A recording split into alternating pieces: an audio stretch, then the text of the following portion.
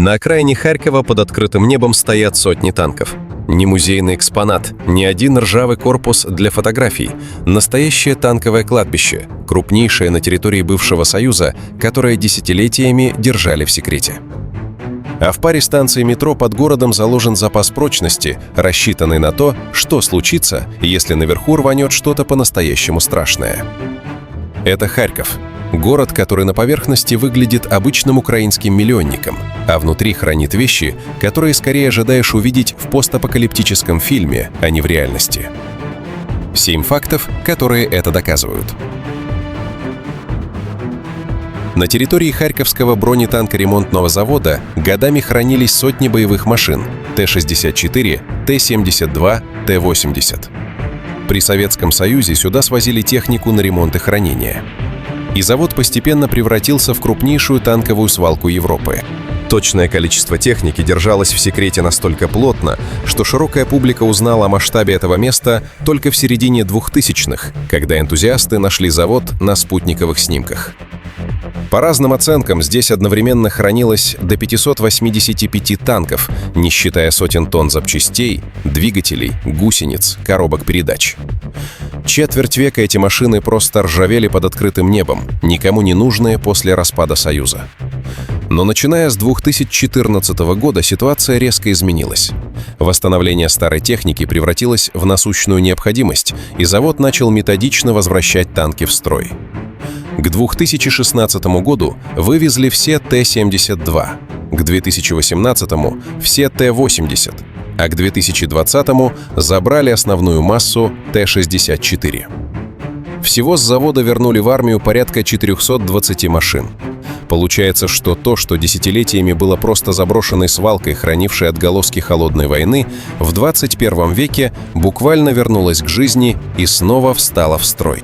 И раз уж мы говорили про военные секреты, спрятанные прямо под жилыми районами, стоит спуститься еще глубже, туда, где Харьков готовился совсем к другой войне. Советские метрополитены строили не просто как транспорт. Их проектировали с расчетом, что в случае ядерного удара станции глубокого заложения станут укрытием для тысяч людей.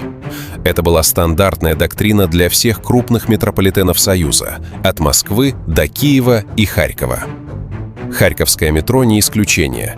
Часть станций залегает достаточно глубоко, чтобы теоретически выдержать серьезные нагрузки, а на случай тревоги в системе изначально были предусмотрены герметичные затворы, способные изолировать тоннели от внешней среды и превратить их в полностью автономное убежище на несколько суток, с собственной вентиляцией и запасом воздуха. Реальность подтверждает это не только теорией. Харьковские диггеры в разное время находили в неиспользуемых тоннелях метро настоящие законсервированные бункерные помещения. Один из таких объектов, получивший у исследователей условное обозначение, они сняли на видео и выложили в открытый доступ. Массивная бронированная дверь, узкие технические ходы, помещения, явно не предназначенные для обычных пассажиров. Судя по кадрам, часть оборудования там простояла нетронутой десятилетиями, покрытая толстым слоем пыли. Целая законсервированная инфраструктура холодной войны, о которой большинство харьковчан, ежедневно спускающихся в метро на соседних станциях, даже не подозревают. А вот дальше начинается то, к чему стоит отнестись с осторожностью. По городу давно ходят слухи о секретной ветке метро, которая якобы соединяла Институт ядерной физики на окраине города с центром на случай, если персонал и ценные материалы пришлось бы срочно эвакуировать. Рассказывают и про огромный многоуровневый подземный комплекс под зданием управления метрополитена с кабинетами, комнатами отдыха и помещениями для военных.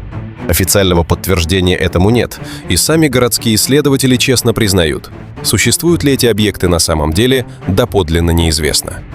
Это тот случай, когда реальная подтвержденная ядерная защита метро настолько внушительна сама по себе, что вокруг нее естественным образом наросли слухи, отделить которые от фактов сегодня уже не так просто. Получается, что даже без прикрас Харьковское метро — это серьезный инженерный расчет на выживание города. А теперь к тому, что было под землей города еще до того, как здесь вообще построили метро, за несколько веков до этого. Харьковская крепость возникла во второй половине 50-х годов XVII века на месте древнего городища. И уже тогда, судя по документам, под крепостью существовали настоящие подземные ходы. Во время Северной войны Петр I лично приказал модернизировать укрепления, и в стороне от крепости оборудовали полевые позиции с подземным ходом. А еще один тоннель прорыли в сторону Лысой горы, где стояли артиллерийские батареи. Последний такой лаз археологи официально обнаружили в 1938 году, то есть это не городская легенда, а задокументированная находка. Позже, уже в XVIII веке, часть этих подземных сооружений получила совсем не военное применение. Под усадьбой Фреймана харьковский купец по фамилии Беренгейм выкупил старый подземный ход и оборудовал в нем собственный винный погреб с полками для бутылок и всем необходимым для хранения. Спустя почти 2 столетия, во время Второй мировой войны, тот же самый погреб неожиданно снова пригодился. Местные жители использовали его как бомбоубежище, а винные стеллажи превратились в обычные лавки, на которых харьковчане пережидали воздушные тревоги. Есть в истории харьковских подземелий и куда менее романтичная страница. В 20-е годы прошлого века подземные коммуникации под Южным вокзалом горожане между собой называли «харьковскими катакомбами», но никакой мистики там не было. Там жили беспризорные дети рабочих и крестьян, оставшиеся без родителей после революции и гражданской войны. Воровали, попрошайничали, а по некоторым свидетельствам того времени, почти все девочки, жившие в этих условиях, были вынуждены заниматься проституцией просто для того, чтобы выжить. Милиция регулярно устраивала облавы на эти подземные коммуны, и некоторые дети пропадали без вести навсегда, а их судьба так и осталась неизвестной. Похожая история повторилась и в других частях города. Есть задокументированные случаи, когда катакомбы под другими зданиями находили спелеологи еще в советское время, в 70-х годах, а внутри обнаруживали галереи, стены которых были сложены из зеленоватого песчаника. По легенде, именно здесь когда-то добывали камень для строительства большой дороги, соединявшей Москву с Симферополем, хотя документальных подтверждений этой версии тоже немного. Историки честно признают, комплексным изучением всей системы харьковских подземных ходов до сих пор никто по-настоящему не занимался, а версия о совсем древнем, еще дохристианском происхождении части ходов остаются лишь предположением, которое невозможно ни подтвердить, ни опровергнуть. Зато точно подтверждено, что подземный Харьков за свою историю успел побывать военным укреплением, купеческим погребом, бомбоубежищем и приютом для беспризорников. И это уже само по себе куда интереснее любой выдуманной легенды. А теперь от подземных тайн наверх, туда, где город 4 раза в буквальном смысле переходил из одних рук в другие, а линия фронта проходила прямо по тем же улицам, где сегодня ходят люди на работу. За время Второй мировой войны Харьков 4 раза переходил из рук в руки. Редкий, почти рекордный показатель даже для Восточного фронта, где счет городов, которые брали и отбивали по 2-3 раза, шел не на единицы. Первый раз немцы заняли город 24 октября 1941 года, и оккупация растянулась на долгие месяцы. В феврале 1943-го советские войска Воронежского фронта под командованием генерала Голикова отбили Харьков. Но уже 15 марта того же года немецкое контрнаступление, которым руководил один из самых опытных эсэсовских генералов Пауль Хаусер, вернуло город обратно, и над Харьковом снова взвился чужой флаг. Всего в оккупации город провел 641 день, почти 2 года. За это время его пытались освободить 4-жды, и лишь последняя попытка в августе 1943-го оказалась удачной. 5 советских армий сразу 3 фронтов штурмовали город 18 дней подряд, дом за домом, улицу за улицей. 23 августа 1943 года Харьков окончательно освободили, но города, который стоял здесь до войны, фактически уже не существовало. Отступая в последний раз, части вермахта и войск СС применили тактику выжженной земли, уничтожили Южный вокзал со всеми паровозоремонтными мастерскими, складами и подвижным составом, взорвали или сожгли огромное количество жилых домов. Часть зданий, вроде корпусов завода «Красный Октябрь», успели заминировать, но взорвать так и не смогли. Саперы разминировали их буквально в последний момент. В итоге из-за этих 4 волн боев и 2 долгих периодов оккупации Харьков оказался одним из самых разрушенных крупных городов Советского Союза. Почти 70% зданий превратились в руины, а довоенное население города сократилось в разы. Интересно, что почти 80 лет спустя немецкие журналисты, разбирая архивные фотографии харьковских улиц весны 1943 года, людей, бредущих мимо обгоревших фасадов еще дымящихся домов, прямо писали о пугающем сходстве этих кадров с тем, что стало происходить в этом же городе снова уже в 21 веке. История здесь, кажется, любит повторяться на одних и тех же улицах. Получается, что современный Харьков в буквальном смысле построен поверх города, который 4 пережил смену власти под грохот боев. И это стоит держать в голове, когда мы переходим к следующему факту. Потому что здание, о котором сейчас пойдет речь, пережило все эти потрясения на своей шкуре. Госпром начали строить в 1925 году как символ мощи молодой советской власти. Тогда Харьков еще был столицей Украинской Республики. Получившееся здание стало первым в мире крупным сооружением, официально названным небоскребом в конструктивистском стиле. И сегодня это крупнейшая постройка подобного рода в мире, официальный претендент на список всемирного наследия ЮНЕСКО. Но по-настоящему удивительная часть истории Госпрома началась во время немецкой оккупации.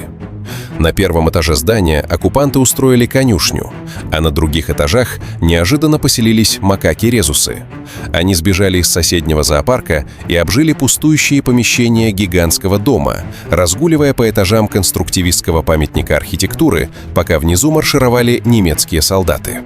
3 обезьяны умудрились дожить прямо в «Газпроме» до самого освобождения города в августе 1943 года.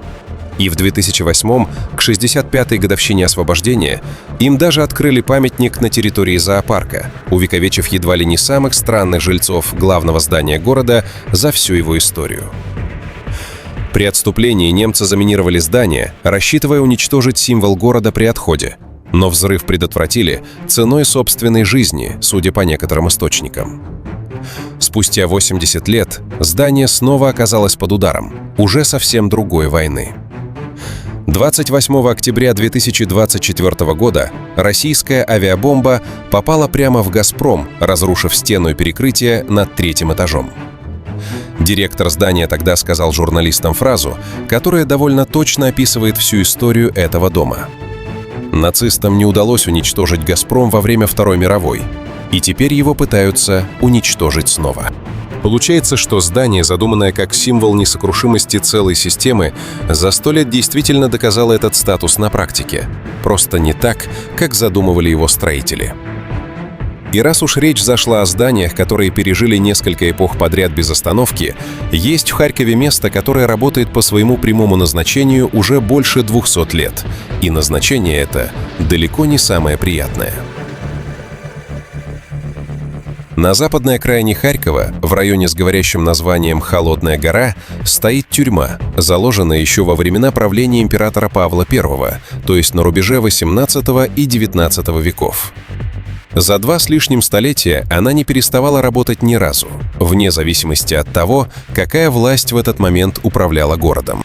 При Александре II в середине XIX века тюрьму серьезно реконструировали, а с 1893 года она стала главной пересыльной тюрьмой для всего юго-востока Российской империи.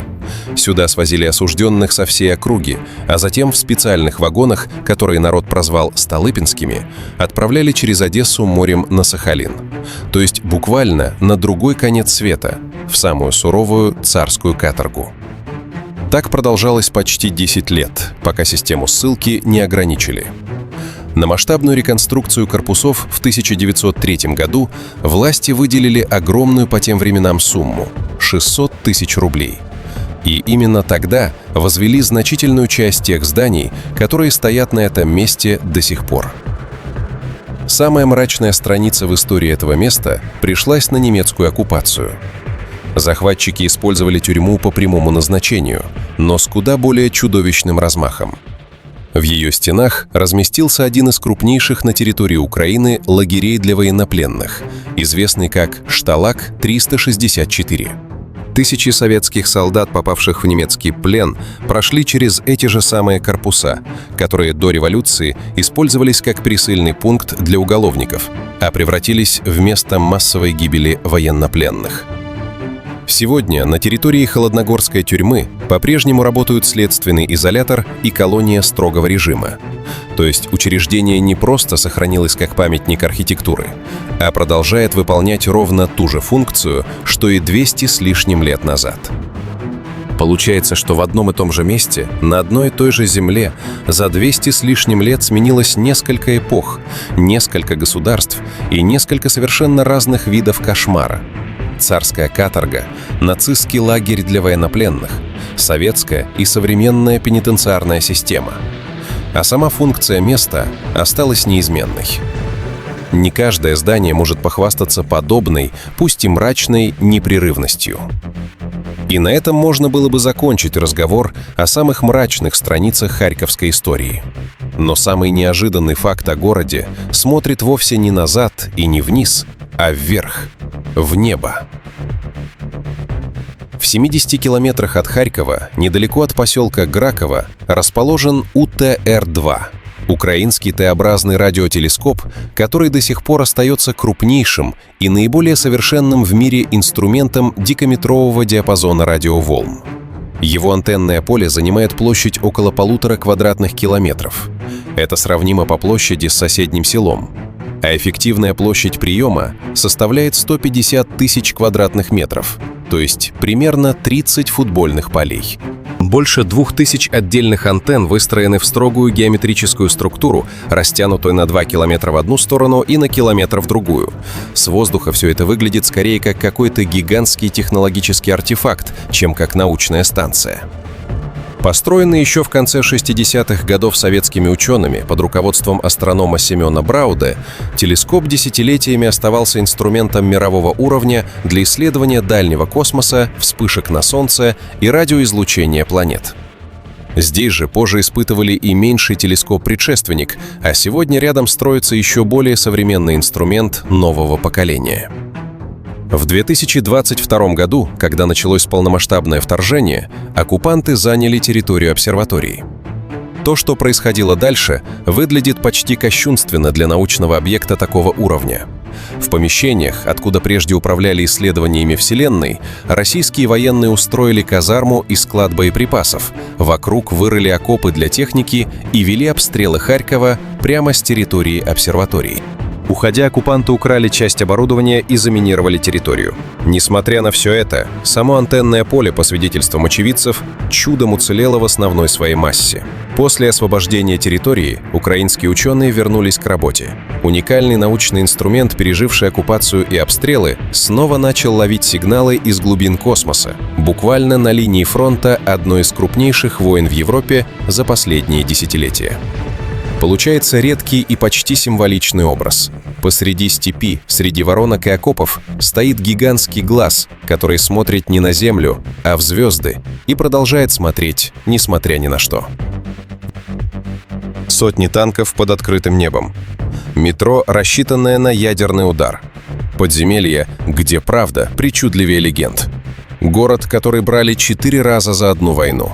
Небоскреб, который не взяли ни немцы, ни ракеты. Тюрьма, не закрывавшаяся 2 века ни при одной власти. И телескоп, смотрящий в космос прямо с линии фронта.